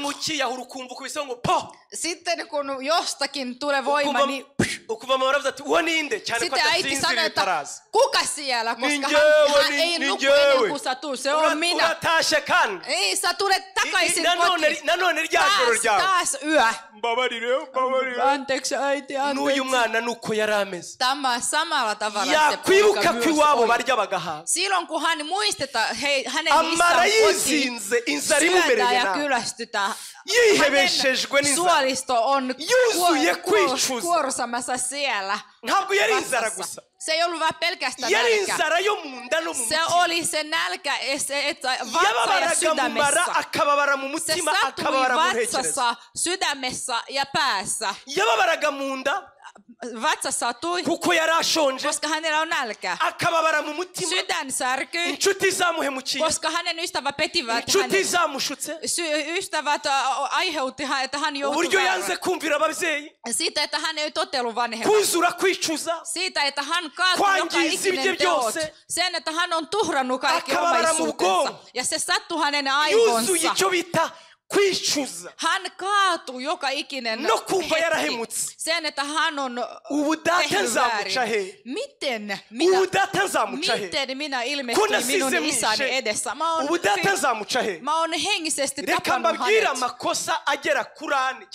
Minä kerton teille nämä monta virhe, mikä tämä poika teki ennen kuin hän lähti sieltä paikalta. Amen. Imana yacu ishimwe cyane. Amen. Imana ishimwe. Munyemerere mwe kurangara mbasabe kugira ngo twumve neza iri jambo ry'Imana. Mä haluan, että te keskity tähän ja te kuuntelette mikä Jumala haluaa kertoa meille. Uyu mwana yasize akoze ibintu bigera kuri 5 byagombaga kumuza kujya iwabo. Tämä poika teki 5 virhe mikä esti hänet päästämään kotiin. Icyambere yasize asuzuguye se kandi yaramwinginza kanga. Ensi hän ei kunnioitanut hänen isä. Icyakabiri toinen. Yasize asabye sumurage kandi kizira. Hän pyysi elävänsä isältä perintöä, joka ei oikeasti voi niin tehdä. Ubundi aha niho ruzingiye. Tässä on just nimenomaan. Gusuzugura nta muntu udasuzugura ababyeyi. No voi olla että välillä lapset ei kunnioittavat vanhemmat. Välillä se tapahtuu. Mutta mä tiedän, että israelaiset, kurturi ja ruandalaiset, koska mä tiedän. Kirazira gutinyu. Se on kielletty, että sä voit edes uskolla. Gutinyuka. Sä uskollat. Kugira papa. Sä kertoo isälle. Ngompereza umurage. Anna minun perintö. Kanda kiriho. Niin kauan kuin hän on elossa. Raamattu sanoo. Umurage. Perintö. Umuntu awuhabwa gusa n'urupfu. hän peri sitä silloin, kun sen omistaja ei enää ole elossa.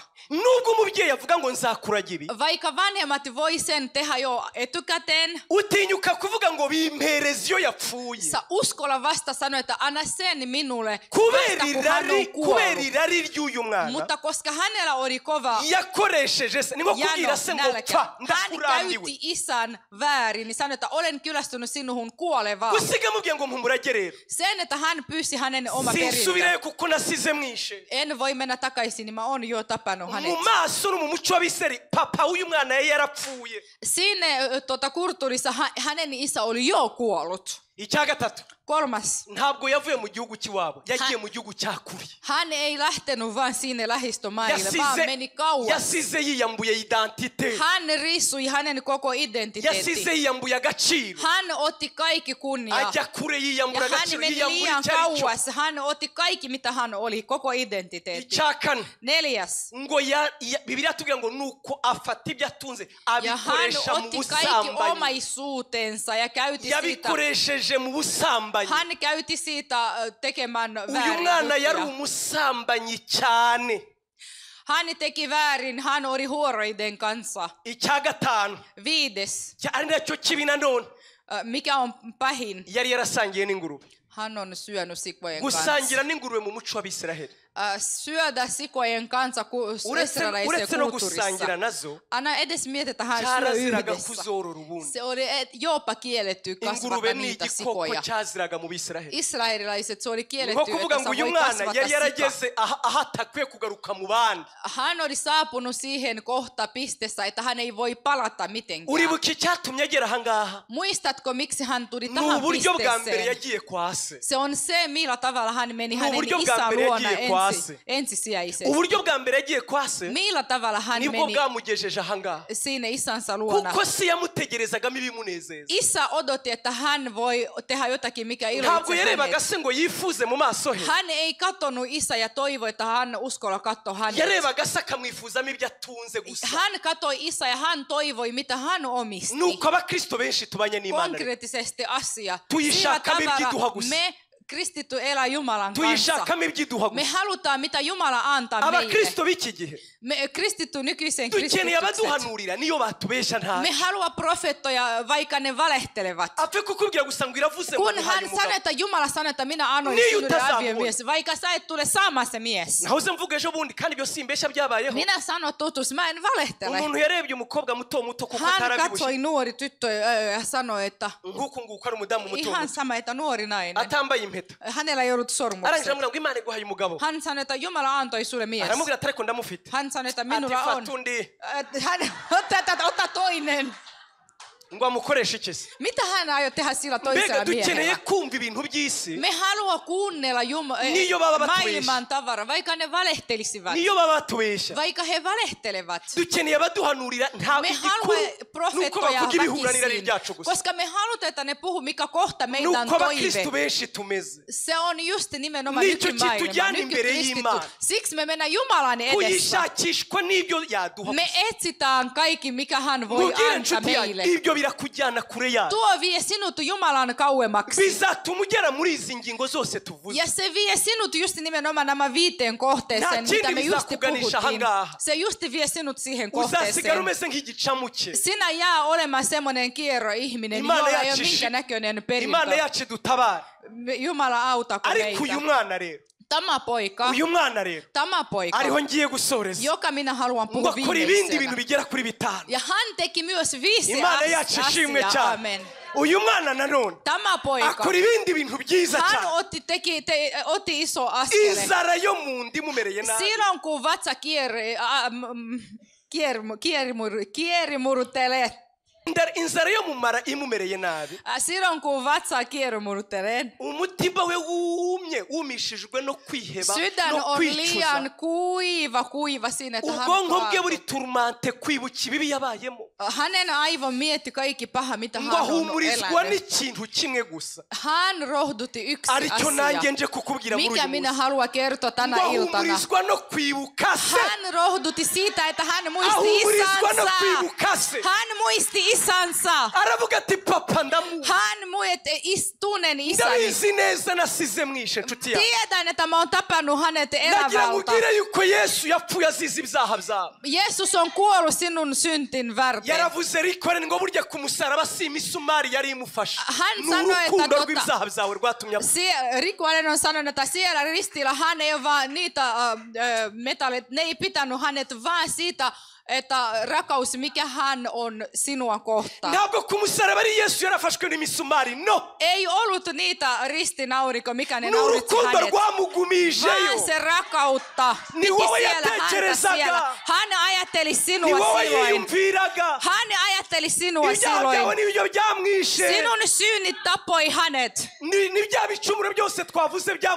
Meidän kaikki pahassynnit tappoi hänet. Ne kiinnitti hänet siellä ristiin. Hän sanoi, että mä tiedän, että olen jo tappanut minun isän. Vaikka olen tehnyt, niin hän silti rakastaa minua. Vaikka minun synnit on tapannut hänet, silti hän rakastaa minua, sen tiedän. Hänellä on ikävä minua, tiedän. Hän muisti ne viimeiset sanat. Tule ikävää. Muista meitä, tule takaisin pian. Tämä on sinun koti. Hän muisti ne sanat. Ja hänen synnit tuli vaan painovaimmaksi. Ja hän mietti, miten minä uskalla kohdata hänet. Mutta se ääni ei lopettanut. Se jatkoi, muista minusta lastani, muista minun lapseni. Tule takaisin, halleluja. Yksi päivänä hän sanoi, että minun pitää palata takaisin. Se on kaikista ylitse muiden. Siitä minä haluan, että sinäkin tekisin. Hän meni takaisin oman sydämeen. Ja 17 jaessa sanotaan, että hän kävi läpi omassa sydämessä. Hän ajatteli itsestä uudestaan. Hän meni itse sydämen läpi uudelleen. Me voi sanoa, että hän on kääntänyt itse nurinpäin. Hän muutti se ulkomiehen sisäänpäin ja sisämiehen ulkopäin. Hän näki oma huonoin. Hän näki kaikki oma syynit. Hän näki, miten hän on pettanut oma vanhemmat. Ja hänen synnit näytä, miten painavia ne ovat. Mutta hän otti ne ja laitoi maalle. Ja hän muisti isän sanomat. Hän muisti, miten armokas isä oli. Ja muisti se isänsä rakkauden. Ja hän sanoi, että minä uskallan kyllä. Minä uskallan kyllä. Minä uskallan kyllä. Minä tiedän, mitä minä tulen sanomaan. Vaikka sitten kun tuun kohta hänet. Vaikka minä huomaan, että hän on rakasta minua. Minä kumartu hänen edessä. Minä kumarru hänen edessä. Minä sanon, että olen tehnyt sinua väärin sinua kautta. Minä taivaan myös. Minä olen pettanut sinua. Minä tekin sinut surulliseksi. Silloin kun mä luin israelaisen Raamatun kommentteja. Tämä lapseni isä. Se kellon aika, mikä hän saatiin hänet. Samana joka päivä. Joka päivä. Hän meni siihen odottamaan hänet. Hän sanoi, että milloin tämä tie tuo takaisin minun rakas poika. Joka päivä. Hänellä oli semmoinen ikävä, mikä ei voi loppua. Tuo äiti varmasti voi ymmärtää sen parempi. Onko minun lapsi siellä rauhassa? Onko terve? Jumala suojele minun lapsi, että hän ei nälänty. Suojele minun lapsi, että hän ei saa niitä seksitauteja. Suoja, että hän ei kuole pilveisiin. Huumeisiin. ngo se niho yarakiri. Sitten kun ne kellot saapui, isä oli siellä. Lapsi oli liian kaukana. Ja isä näki. Hän oli liian kutistunut. Hän oli katulapsi näköinen. Mietti, hän tuli siellä sikoista. Hän näyttää niin rumalta. Hän ei ole suikuakaan nähnyt monet vuodet. Hän oli tarpeeksi rikainen. Ei kenkiä jaloissa. Hän on ihan kadun lapsen näköinen. Mutta kiitos taivaan Isä, halleluja. Näki hänen askeleen. Kun hän näki kävelemässä, hän tunnisti ne askeleet. Eikö tuohan ole minun poika? Eikö hän ole minun lapsi? Hän nousi ylös ja lähti juoksemaan. Halleluja! Joo, halleluja! Halleluja! Halleluja! Halleluja! Halleluja! Halleluja! Hän nousi! Hän nousi ja lähti juoksemaan. Se on Jeesus, joka odottaa sinua. Sinä olet satuttanut hänen tarpeeksi. Se tuntuu, että sä et edes voi lähestyä häneen. Katso sinun sydämen läpi. Sinun synnit ovat tarpeeksi likainen. Hän odottaa sinua. Hän odottaa sinua. Hän odottaa sinua. Hän odottaa sinua siellä ristillä. Hän sanoo, että olet minun rakas poikani. Tule takaisin, olet omani, minun. Jeesus odottaa sinua. Hän juoksi. Ja hän halasi hänet. Halleluja.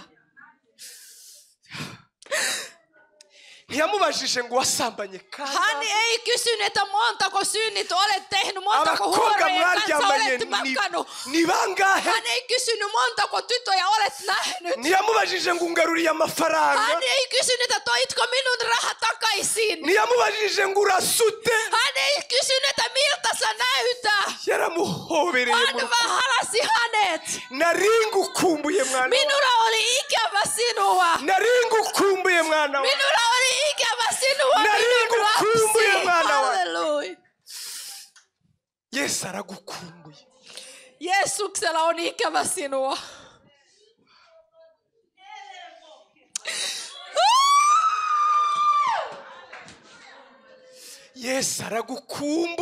Jeesuksella on ikävä sinua. Vaikka sulla on semmoinen olo, että sä et pysty. Jos et vaan pysty olemaan ylpeä. Jos et ole ylpeä. Hänellä on sinua ikävä. Halleluja. Sä pelkät, että sä et voi mennä ja sä et pysty mennä hänen, mutta hänellä on ikävä sinua. Mä kertoin sinulle, miksi hänen isä muisti. Tämä teki minua iloiseksi. Israelaiselta kulttuuri. Silloin kun lapsi tekee niitä virheitä, ihan sama kuin hän teki. Sen, että hän pyysi isältä perintö silloin kun isä on elävä. Ja hän tekisi ihan sama. Arva miten israelaiset kulttuuri tekee. Se joka näkee hänet. Se joka ikinen aikuinen joka näkee hänet. Hänellä on oikeus. Hän ottaa semmoinen iso ikibindi kirimo ubusa. Ihan tyhjä malja. Ikibindi. Akakirukankana imbere ya wa mwana. Ja hän juoksee se lapsen kohta. Ngo yarangiza akakimenera ku birenge bye. Ja hän pitää rikkoa se marjako hänen jaloihin. Ngo uyo muhango wavugaga ngo kirazira ntuzongera kwemerwa na rimwe mu muryango uraciwe burundu. Se tarkoittaa sitä, että sinut on kielletty, että sä et voi enää astua perheisiin. Uranyumva neza? Ibyo bikabivuze ngo ntuzongera kubabarirwa nta mahirwe ufite yo kugaruka mu muryango. Se tarkoittaa, että sinulla ei ole minkään näköinen arma, sä et voi enää tulla takaisin perheisiin. No muri Bibiliya nta mwanya dufite. Paulo yabivuzemo. Ubundi kumena ikibindi yritti kertoa Paavali. Bivuze gupfa k'umubiri. Silloin kun he rikovat marjako, se tarkoittaa ruumiillisen kuoleminen. Ariko mu nzabya z'ibumba zoroshye. Ntimubizi? Hän sanoi, että meillä on paljon rikkauden, multan maljakossa. Ni nko kuvuga ngo wowe upfuye uhagaze upfuye nubwo tukubona mu mubiri ko warapfuye. Sinä olet täällä fyysisesti, mutta olet jo kuollut sisään. Ngo impamvu rero si yamutegererezaga kuri. Miksi isä odotti kauemmas? Ngo ni cyatumye yirukanka kumusanganira. Ja miksi hän juoksi häntä kohti? Ngo yagira ngo mutanguranwe n'abazana ibibindi ngo babimenere imbere. Hän yritti mennä ennen kuin kaikki muut, jotka tuovat niitä hato hatagira umuca. Että kuka ei voi ohittaa hänet. Umwana wanjye ntaramugarura mu rugo. Ennen kuin mä saada hänet takaisin kotiin. Nshuti yanjye niyo mpamvu yakurinze gupfa. Se on sen takia Jumala on suojannut sinua, sä olet elossa vielä. Uyu munsi wongera umugarukire. Olet elossa, että sä pystyt tänään kääntymään takaisin hänen luokseen. Siksi hän on järjestänyt araguhaya mahirwe ngo ikibindi kitarameneka. Toinen vaihto. Utarapfa ukiri mu mubiri nshuti yawe. Et kuolisi sinua. Araguhamagaza ijwi ry'urukundo. Hän kutsui sinua rakkaudella. Arakugira ngo ngarukira. Hän sanoi, että tule takaisin. Umviriza icyo nkundira Bibiliya. Kuuntele miksi mä rakastan Raamattua. Ngo umwana kigera imbere. Silloin kun poika meni. Papa nakoze ibyaha. Isä olen umbabarire n'ukuri kw'Imana. Anna minulle anteeksi. Ntacyo papa yigeze avuga kuri iyi. Isä ei sanonut mitään. Usomurebe. Lue yamubwiye ngo ndakubabariye. Hän ei sanonut olen yabimwerekanishije urukundo. Hän näytti vain rakkautta. Ndamubona mubwira ati nukuwanganye. Mä näen hänet kun hän sanoi näinkö sä oot raihtunut. Sä oot kuollut seisoo. Userutse kurya ryari inshuti yawe. Se on vaan enää luuta ja nahka. Dorukwasa. Katso miltä hän näyttää. Ukumwanasa. Koska sillä millä tavalla hän näyttää. Se on se aiheuttaa noro isälle. Hän teki 3 asiaa. Tähän minä lopetan tänään. Hän tekee jopa 4. Kuuntele minua. Yes, uyu muntu amukorera ibintu bine by'ingenzi. Hän teki 4 asiaa ylitse muiden. Arva mitä hän teki ensin. Koko taivaan. Halleluja. Halleluja. 15 hatwasomye. 15 tässä missä me luettiin. Yaravuze Yesu ubwe. Yesus sanoi. Hari gahunda igihindura ijuru. On yksi asia mikä voi muuttaa taivaan. Ijuru rijya rihindura gahunda. Taiva voi muuttaa. Ngwiyo umunyabyaha umwe yihanye. Silloin kun yksi syntiläinen tulee takaisin Jeesuksen luona. Kaikki loppuivat. Bakare mu munsi mukuru taruha. Muuttuvat ja tulee juhla. Bakare mu munsi mukuru taruha. Ja he luovat juhlaa. Ako kanya papa. Heti siinä paikalle. Hän heti järjesti juhla. Järjestäkää juhla. Uhamagara abacuranzi. Kutsukaa musikoiset. Kutsukaa bandit. Tugiye gukora umunsi mukuru. Nyt juhlitaan. Mwijuru baragutegereje. Taivassa ngo bakunezererwe wowe. Että he voivat iloitse sinua. Vaikka sinä näytät, että olet likaiset. Mwijuru baragutegereje. Taivassa odotetaan. Ngo ariko mbere y'umunsi mukuru. Ennen sitä juhlaa. Isoni ibyaha byanjye. Minun syynyt. Isoni za wa mwana. Se pojan syynyt. Ako kanya papa niwe wazambaye. Hän kansi otti kaikki noloja. Ako kanya papa niwe wazambaye. Hän pui sen. Sinari impari. En ollut paikalla. Na Bibiliya ntibivuga. Eikä Raamattu sano. Ariko nibaza ko abwiraga abagara ati muramureba iki mwebwe. Mä uskon että hän sanoi hänen palvelijalle mitä te tuijotatte hänet. Mitä te tuijotatte hänet. Etei rigenda muzani ya kanzu nziza. Mene hakemaan se kaunis kabiri yamukoreye. Ja hän mikä toinen teki. Ngokuramu bushkwambagara. Hän otti ne kaikki rikinäiset vaatteet. Kumwenda mwiza. Ja hän annoi hänelle kaunis mekko. Nziza ngufiti. Mä kerron sinulle hyvän uutisen. Vaikka sinun syynit ovat yli. Nubwo wakiraniwe cyane. Vaikka olet tehnyt niin paljon. Nubwo wumva utababarirwa. Vaikka se tuntuu että et voi saada anteeksi. Imani gufitiye gukiranuka kwawe. Jumalalla on vanhurruska sinulle. Uwizera Imana mwambika gukiranuka kwawe. Silloin kun sinä usko Jumala hän ikubaraho gukiranuka gukiranuka kwa Yesu. Hän laittaa sinun koko Jeesuksen vanhurskaus sinun päälle. Ibyahishuwe 19. Johanneksen ilmestyksen 19. Umurongo wa 8. Havuga ngo iki se? Mitä se sanoo? Haravuga ngo nuko twambika imyambaro yera. Hän puiti meitä valkoiset vaatteet, jotka ovat vanhurskaus teot. Ahubwo no gukiranuka kwa Yesu. Vanhurskaus. Arakwambika imbabazi za Yesu. Vaan Jeesuksen. Arakwambika gukiranuka kwa Yesu. Vaan Jeesuksen vanhurskaus. Kolmas asia. Sigaje iminota 5 yonyine. Minulla on 5 minuuttia jäljellä. Kolmas. Kuuntele kolmas. Imana yacu ishimwe cyane. Jumalan kunnioitettu. Ngo Halleluja. Bakuzanira impeta. Ne hakemaan sinulle sormuksen. Bakuzanira impeta. Sormuksen. Bayisubize ku rutoki rwawe. Ja ne palauta takaisin siihen sormen mihinkä se kuuluukin. Kuuntele mitä se tarkoitti. Sinä olet sanonut itsellesi, sä oot jo käytänyt sinun perintö.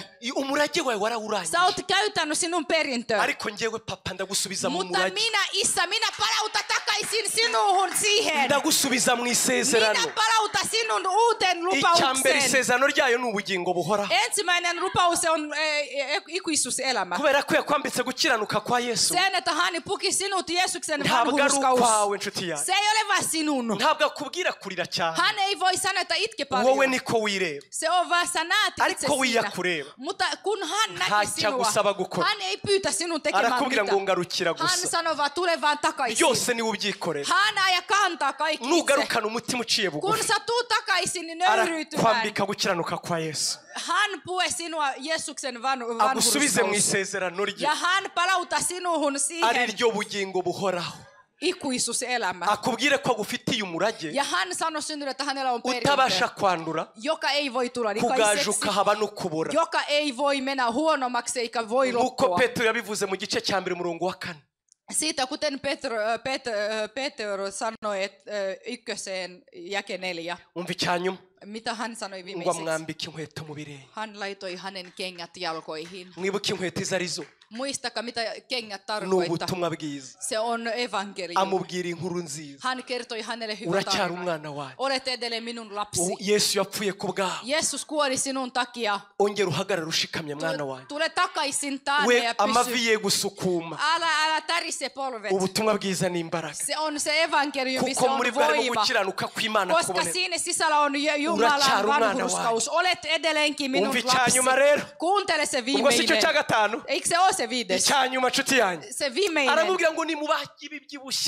Laitakaa kaikki paksumat. Kaikki paksumat lihat. Te ette voi ymmärrä, koska teillä on kaikki. Siinä on kun tarkoitetaan lihaa syödä. Miettikää, ne aiot tuhrata niitä ruokaa henkilö, joka on syönyt sikojen kanssa. Me luet, että se, jolla on jano, hän tulee tervetuloa juomaan. Kaikki, joilla on jano. Minä voi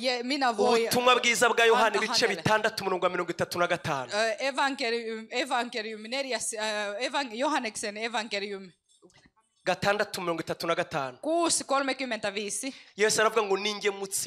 Hän sanoi, että minä olen elävän leipä. Olen elävän leipä. Kun joka syö minut, hänelle ei tule enää nälä, hän ei nälästy enää. Joka syö minut, hänellä ei tule nälkä